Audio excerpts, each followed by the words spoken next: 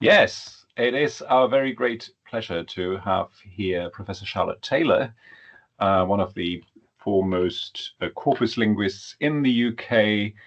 Charlotte is Professor of Discourse and Persuasion at the University of Sussex and Head of Department of English Language and Linguistics. She's published widely on corpus and discourse analysis, migration discourse, nostalgia, and impoliteness. It would take a very long time if I go through all the publications, so I will stop that here. But we are really pleased to have you here and to hear about your research and progress on emotion talk in parliamentary debates on migration. The floor is yours. Thank you very much. And first of all, thank you so much for the invitation. It's a pleasure to be here, and I'm looking forward to following more from this group. I have to start with a disclaimer, which is that I had my wisdom teeth taken out this week. And if I need to keep stopping for a moment just to have a drink, I apologise in advance. So when we talked about this, one of the things that you said was that, you were quite keen on works in progress. And I have taken you quite literally on this one. This is something that I'm really developing at the moment. I've been working on migration discourses for a long time, but not on the emotion talk aspect. And so you've got this close-up here of the woven material. And this is partly because I love a metaphor, both analysing metaphors and using metaphors, I would say. And this is a metaphor that Melanie Schroeter introduced me to, really, was the metaphor of thinking of discourse as a woven object. And this idea that we can sort of pull on one string within that discourse and see what comes out and what gets tangled up with it. And I'd say the stage I'm at with this project at the moment is really that I've done all of the corpus stuff, and I'm engaging with the analysis, but I haven't quite worked out what's the thread that I'm pulling on. So I'm going to share quite a few sort of different types of findings with you.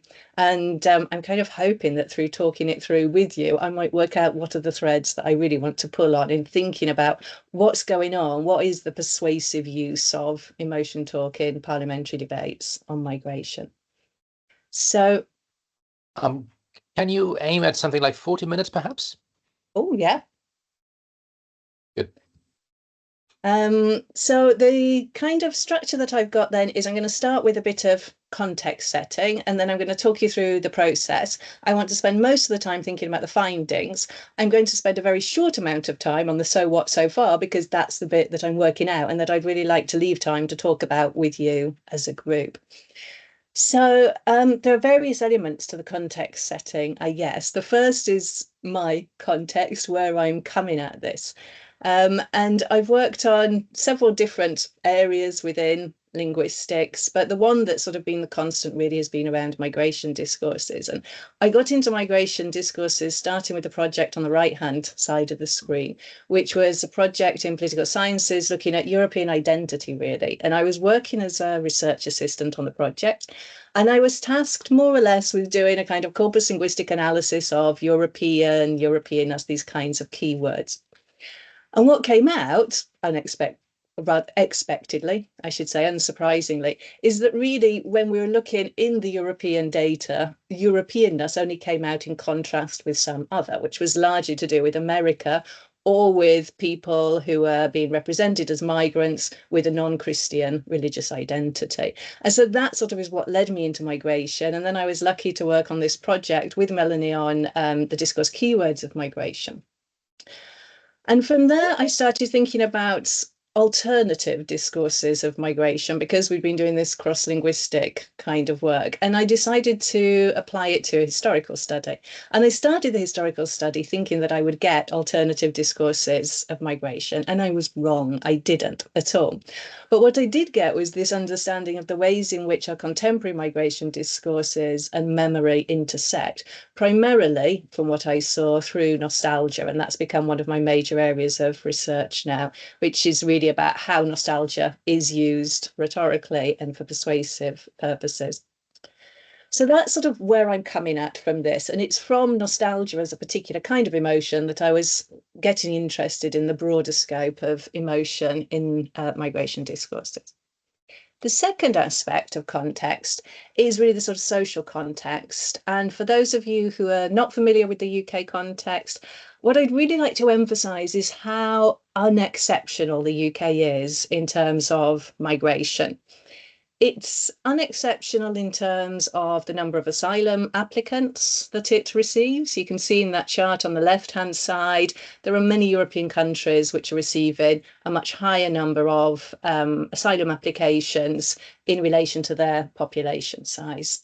If you look at the chart on the right-hand side, you can see that it's also totally unexceptional in terms of the so-called foreign-born population in the UK. It's sitting pretty centrally in this graph, which just denotes the different countries in Europe and what proportion of their population is foreign-born. So it's really unexceptional. The only place where it might become a bit exceptional is if you look at the statistics above there, is that the UK population is around 67 million, unexceptional. The foreign-born residents are 6 million, unexceptionable.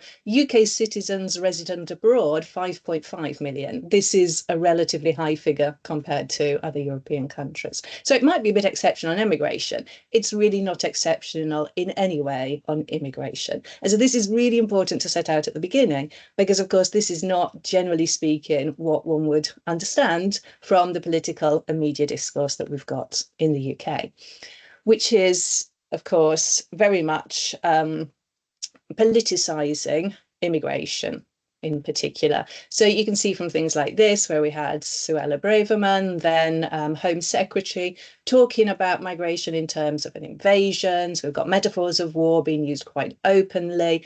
We had Rishi Sunak, when Prime Minister, using other kinds of metaphors, in this case, magnet metaphors, and the idea that Labour would make Britain a magnet for all illegal immigrants.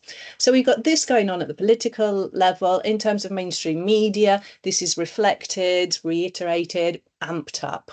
So here you see, again, a whole set of other sorts of metaphors presenting immigrants as a threat, from these insect metaphors of swarming, you've got war metaphors, water metaphors, and all of these. So you've got this real contrast in the UK then between what's actually going on, which is unexceptional, and this really highly politicised and charged discourse environment in the media and political spheres. So that's the next aspect of context. Which sort of brings me on to the question that sometimes I get when I say that I'm working on migration discourses, which is not so much people say, why does it matter, but more, why are you still working on it? You know, hasn't it all already been done? And I have to say to that the thing that I really look forward to is for this area of my research becoming totally obsolete. I will be extremely happy when nobody wants me to talk about migration discourses anymore, because it's just a non-issue, it's just faded out. But we're not there at the moment, as you can see from what I just showed you about that mismatch between what's going on in the UK and how it's being represented and discursively constructed. And so I think we have to go back and think, well, why does it matter to look at it? And for me, there's sort of three main reasons. I mean, the first is the obvious one that, you know, migration discourses are shaping our understanding of mobility. And we're having this assumption that there is a connection between the discourses and the cognitive processes that we've got. The second is that we know from other research that migration, or more specifically immigration discourses, have an impact on people's lives. So for instance, there's research from Hope Not Hate, which shows that when articles are published in, for instance, the Daily Mail, the Express, and so on, which present anti-immigration stories, this then leads to a spike in Telegram, which is then more extremist discussion of migration using extreme racist language. So the two are correlating. One is triggering and legitimating discussion in the other. And then I think there's a sort of wider aspect, which is that because migration discourses have become so politicised and central in media and political spheres, that it's really a way to sort of get into understanding how our societies are being discursively constructive in terms of, as the quotation on the left shows, in terms of belonging. You know, what does it mean to belong, and who belongs, and who really belongs? So I think there's all sorts that we unpick when we start looking at migration discourses. And of course, there has been a huge body of work on migration discourses and the ways in which migrants are being constructed, the ways in which host countries are being constructed. And this is also touched on emotion. A lot of this work on emotion in relation to migration discourses has focused on the emotions of fear. And so you've got two examples here. I mean, the poster from Farage, which was generated a lot of discussion about the ways in which fear was being used as a tactic in that particular debate, which was around the Brexit debate. And of course, you've got work coming from a wide sphere around the politics of fear. And because migration discourses have become so politicized, and because they're so closely associated with populist politics, I keep getting these little pop-ups, being so closely associated with populist politics, that there is this very close association between fear and migration discourses, which has been explored quite extensively. The other emotion that I would say has been most extensively explored is around pity and sympathy. And what I was really thinking of here was some of the work that came out, particularly around the representations of Alan Kurdi, the 3-year-old child who drowned. And what a lot of this work was doing was really drawing attention to the ways in which the discourses changed after that particular story was reported. And I'm thinking here of work by Simon Goodman and colleagues, and then how the discourse actually drifted back again. You know, it was a fairly limited impact, this sort of burst of sympathy.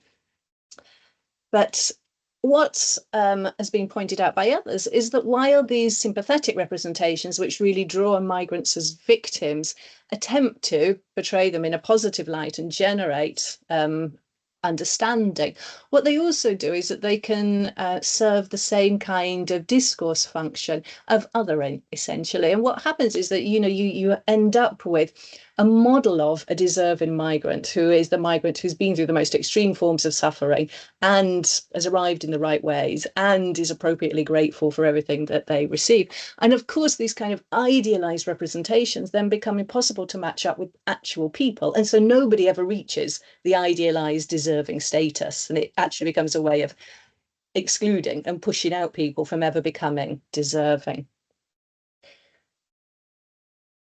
The last sort of part of context in relation to emotion, as I mentioned at the beginning, is that I come at this because I've been interested in migration discourses and emotion already, and particularly in relation to nostalgia.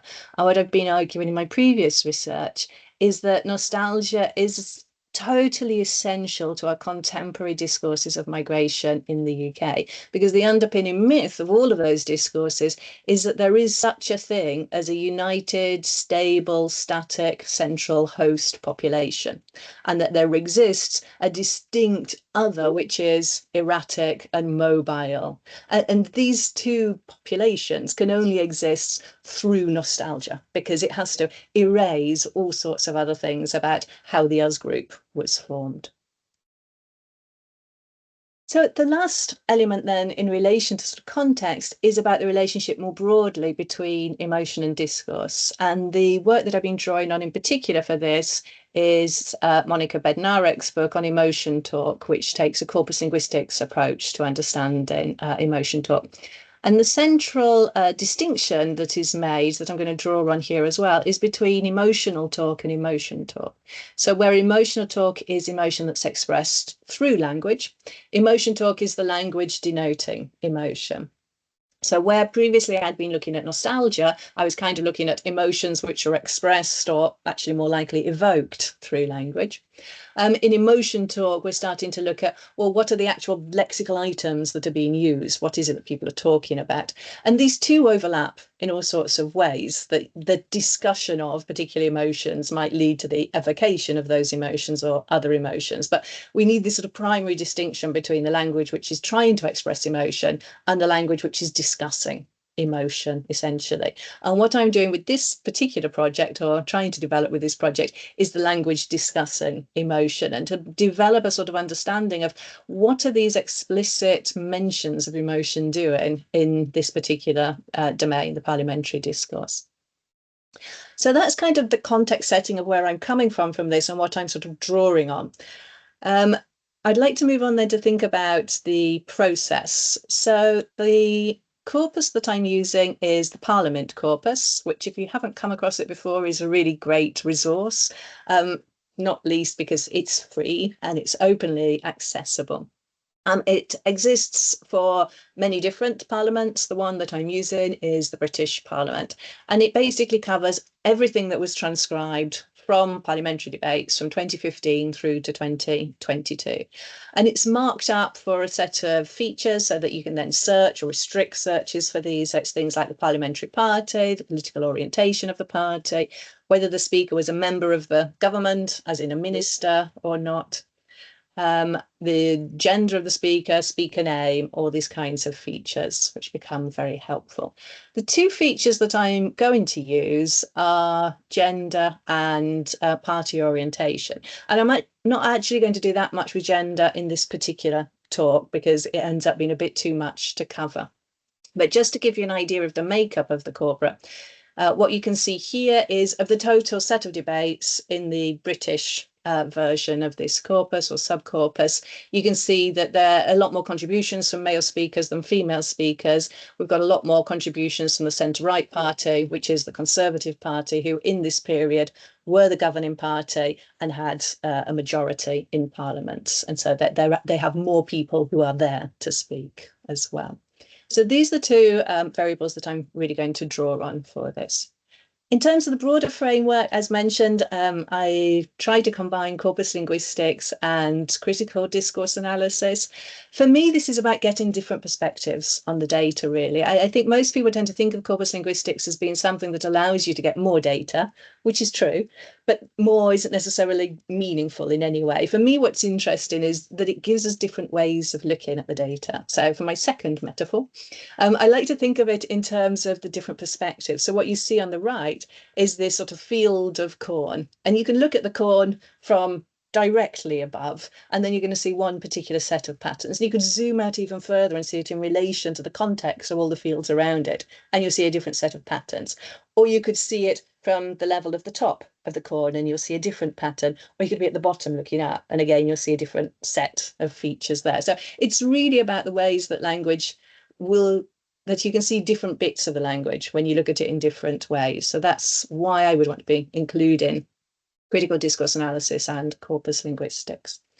In terms of the specific process, then, the starting point, of course, is identifying the node terms. So if I say I'm going to look at discussion around migration, well, how do you find discussion around migration? First, you've got to delimit your terms for finding migration.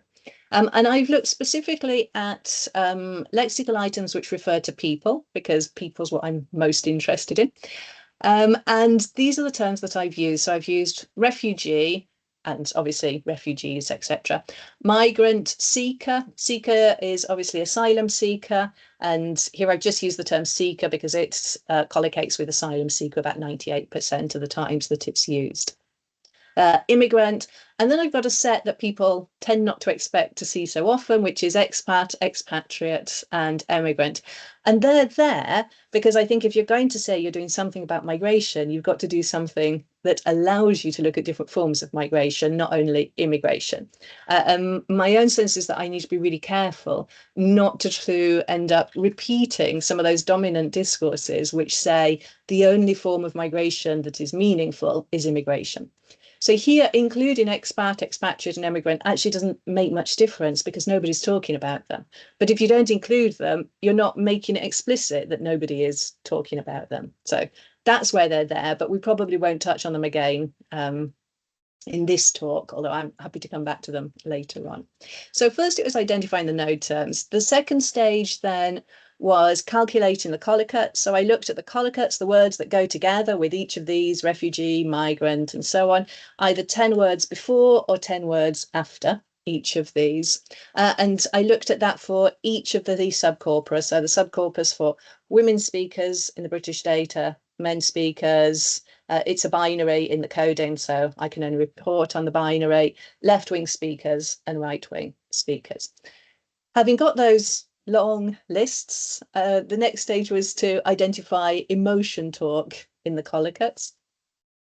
So this was done in two ways, a sort of bottom-up way and a top-down way. The bottom-up way was simply reading through the lists of collocates and noting words that seemed to refer to emotions. The second way was using an existing list, which I took from Bednarek's work.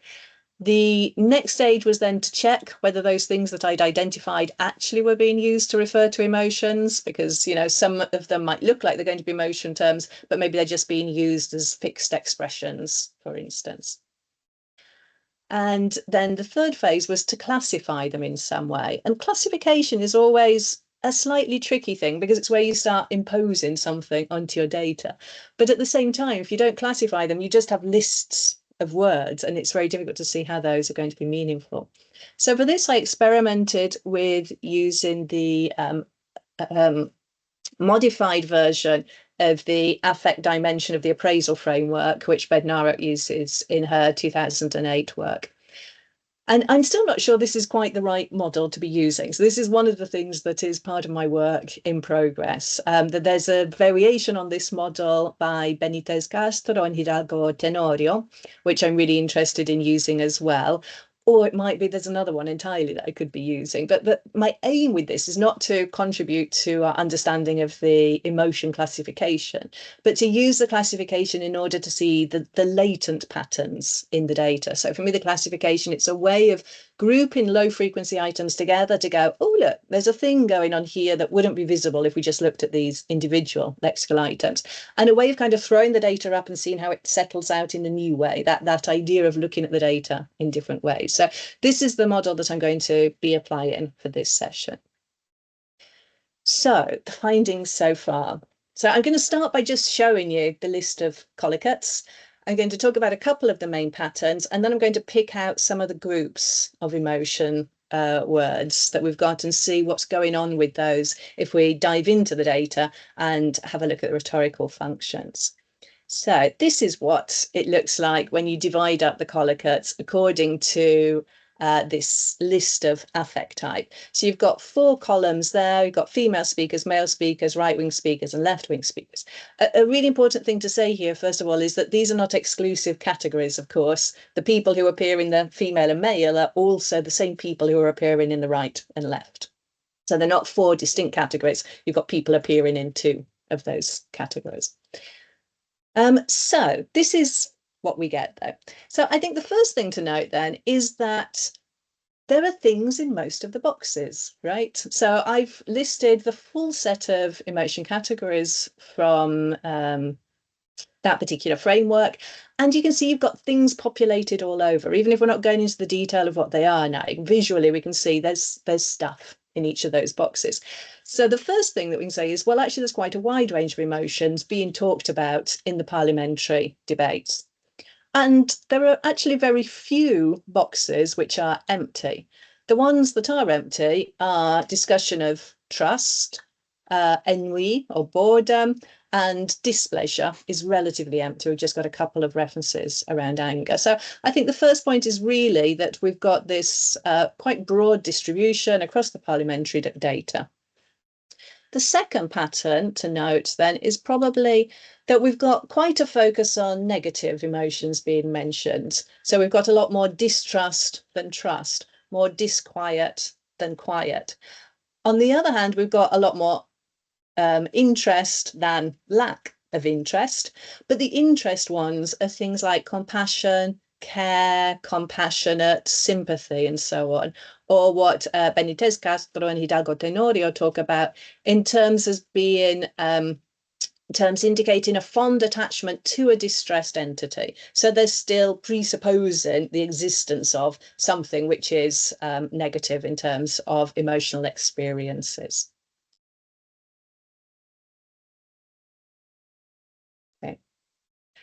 The third thing that I would draw attention to is how much overlap there is between each of those 4 columns, between the female speakers, the male speakers, the right-wing speakers, and the left-wing speakers.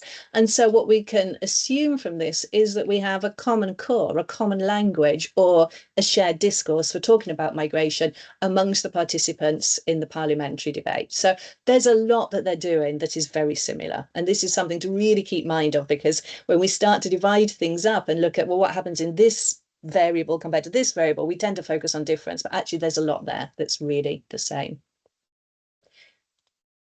So I'm going to take a few of these emotional categories and then discuss briefly what's going on with them when we move away from the numbers and start looking at the actual texts. So the first is this satisfaction pleasure one.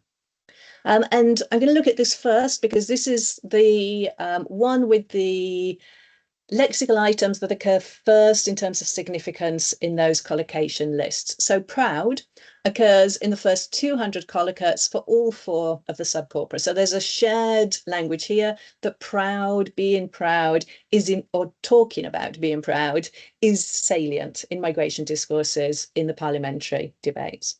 So if we look at who is talking about proud, what we find is that it is more likely to be found in male speakers, whether left or right, than female speakers, and it's more likely to be used by right-wing speakers than left-wing speakers, again, irrespective of whether we're talking about men or women. So it is patterning on gender lines and it's patterning on political lines.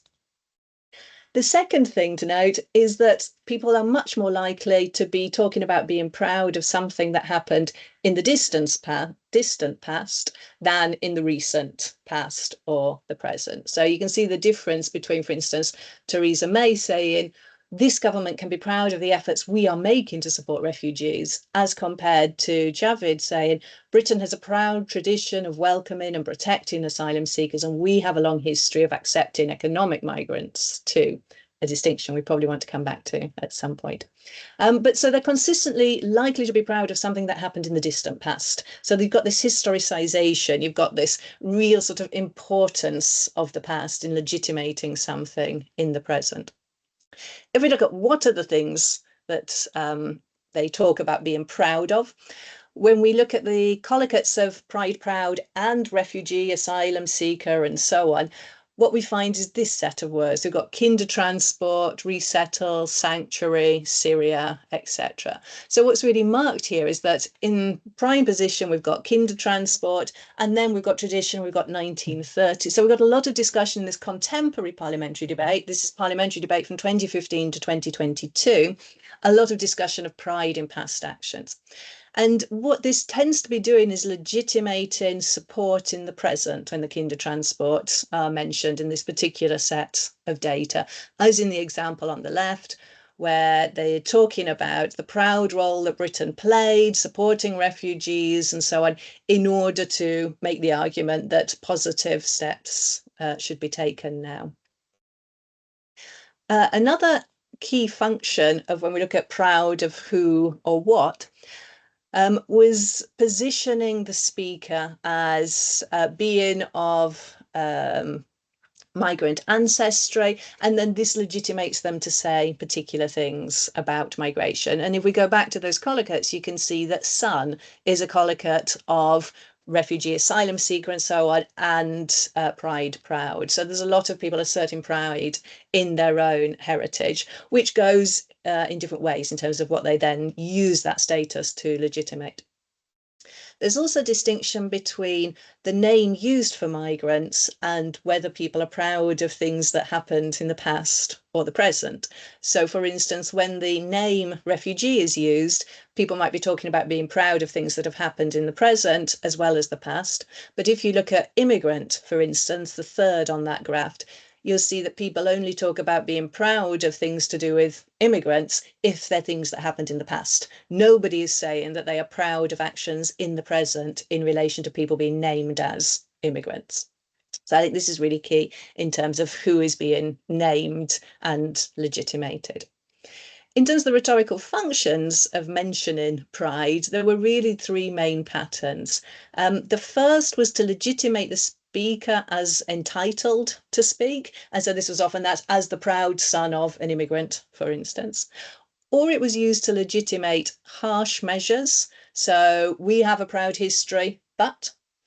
Or it was used to legitimate supportive measures, as we saw with the instance of kindertransport, for instance. We have a proud history and therefore we should continue in particular ways. But what all of these do is they perpetuate the myth or nostalgia of the proud history. Nobody's challenging the idea that there is a proud history, whether they're using the proud history to argue against or for hostile immigration measures from the government. The second item that we've got in that satisfaction pleasure level was around gratitude. And what we see around gratitude, I think perhaps, again, unsurprisingly probably, is that very often gratitude is being used to construct the model of the deserving migrant. So when gratitude was being used in the first person, so somebody saying, I am grateful, it tended to be from the speaker asserting a migrant identity and gratitude to the UK, as in the first example you've got there, where the speakers are how he says, colleagues will be aware that I have more reason to be grateful than most, having arrived here at the age of 11 as an immigrant without a word of English. I will always be grateful to the teachers. So this was only used in this form by the governing right-wing party speakers, when it was the speaker using the first person and expressing gratitude and asserting their status as a migrant.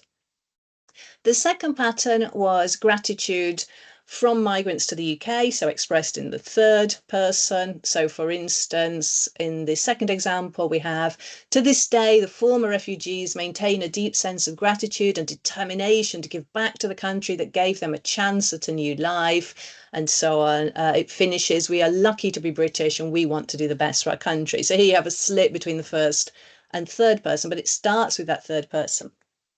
And where the speakers were talking about gratitude belonging to migrants, again, it was always used by the governing right-wing party. It was not being used by any of the left-wing speakers. What did go across party lines was gratitude being used to express gratitude to good migrants. So you have things like the third example, in this year of all years, we have cause to be grateful to those immigrants who have been working in our health and care services. So it's a particular subset of immigrants each time gratitude is expressed to migrants. So that's where we have the satisfaction. So we've got pride and gratitude, and they're doing two sort of important things, I think, in terms of asserting this proud history which never gets denied and modeling good migrants who either are grateful themselves or they're the ones that we are grateful to, and I use we, obviously not personally. The next set then that I wanted to look at was insecurity. So I was saying there are a lot of negative emotions in there. And I was particularly interested in this set of shame, shameful, ashamed, and so on, because it seemed to me that this is actually a very neat binary pair with pride, because if what pride is doing is asserting confidence in past actions, what shame and regret are doing is expressing a lack of confidence and a negative evaluation of those past actions. So in terms of who is talking about shame, it does split along both party lines and gender lines. It was much more characteristic of the left-wing speakers and more characteristic of the male speakers. And what we find with shame and regret is that when it's being used in the first person, so somebody saying, I am ashamed or I feel shame, primarily it was doing work as in the example here, where the speaker from the Lib Dem says, I'm ashamed we will not offer a home to a single one of those refugees. So it was coming from a opposition party speaker, not necessarily the official opposition, coming from a non-governing party speaker in order to criticise the government's current actions.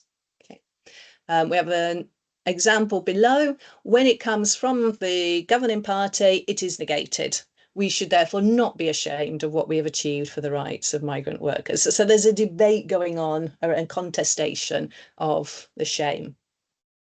When it was in the third person, it was consistently referring to the people of the United Kingdom, as in the example, not necessarily expressed in those terms. In the third example, it says the people of the United Kingdom will be ashamed if their government do not relent. And so it's used in order to argue against government actions.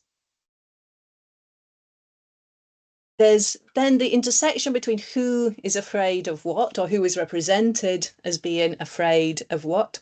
The left were most likely to talk about migrants being afraid of persecution. And what happens here is there's a distinction in the ways that this is used by the left and the right. If you look at the top one, where we're talking about UK people being afraid or not afraid of migrants, you can see that when it's coming from the opposition parties, it's often in the form not of asserting that people are afraid of migrants, but in the form of asserting that people are being encouraged to be afraid of migrants. So they're challenging the rhetorics of fear, essentially. Whereas when it's coming from the governing party, it is asserting fear.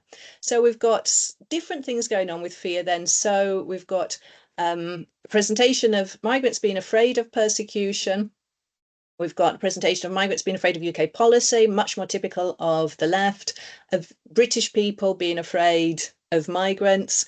And then you get these first person references as well, with the left being characterised by first person references to fear of harm to migrants, and the right characterised by first person fear of migrants as well.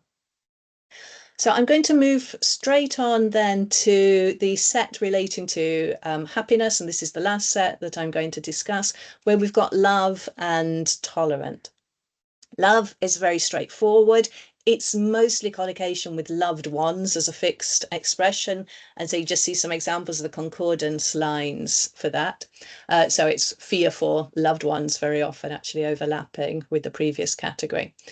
However, there's an interesting minor pattern. So the dominant pattern is the loved ones. The minor pattern is the love and the deserving migrant, where it's the love is being expressed by the migrant.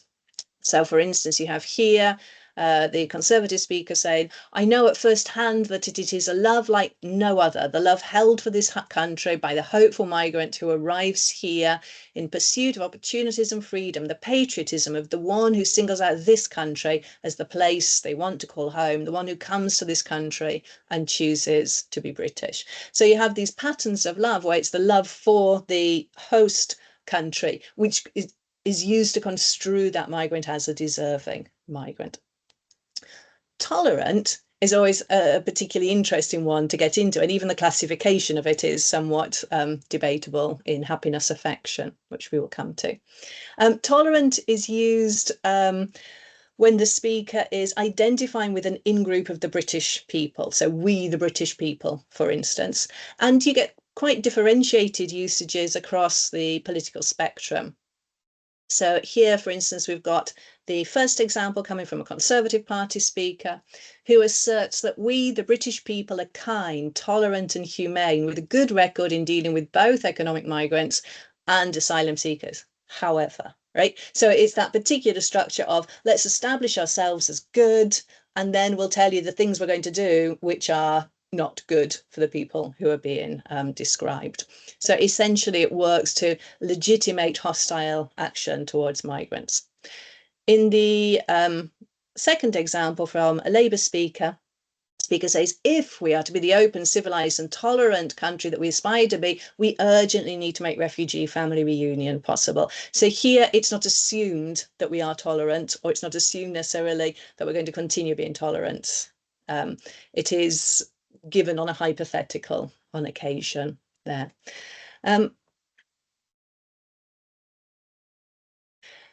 But what both of these do is presuppose this myth of tolerance. And the fact that the word being used is tolerance is it's even sort of beyond what happens with pride. Pride assumes a myth of good behaviour in some way. What tolerance does is assume that there's something inherently unpleasant about migration, because you can't be tolerant of something that you already like, right? You have to be tolerant of something that is assumed to not be good or not be favourable. And again, this is something that's been recognised in previous work where Benitez Castro and Hidalgo Tenorio talk about tolerance being closer to the repulsion family in this semantic categorization of affect rather than the attraction family, because it refers to situations where you accept certain people or things even when feeling aversion. And then they give examples of tolerate, accept, and admit. And I checked for accept in the collocates of refugee, asylum seeker, and so on, and it ranks extremely high in there. So this is a pattern through it, these assumptions that are being made. So I'm going to draw towards a close there, because I would like to leave some time for discussion. And I've just got some very brief reflections on where we are so far with this. So it seems to me that what we start to see when we look for these explicit references to emotion in migration debates is that there is a political distinctiveness, that the emotion talk in migration debates is used for distinct rhetorical functions, aligning with the aims of the political party. So we've got a shared discourse, we've got shared terms being used by the same parties, but they're being used for different rhetorical functions. However, it's not just the same words. Even though the rhetorical functions are different, they actually presuppose the same kinds of shared stories, essentially. So what we have is these myths or stories about the deservingness, and therefore also this projects the undeservingness of particular groups of migrants. It projects this image of a positive historical record in relation to migration through different terms that we've looked at, from tolerant, that we've always been a tolerant country, starts to tell historical stories, just like we have a proud history does. But also that they both present this inherent kind of antipathy to others, which we get through tolerant, but actually we also get through pride, because we're proud of things which are exceptional in some way. And if nobody thinks it's exceptional to have an open migration policy, then you wouldn't talk about being proud of it. So they're actually doing very similar work within those. So I'm going to stop there, and then I'd just like to be able to throw the floor open to discussion, really. Thank you very much.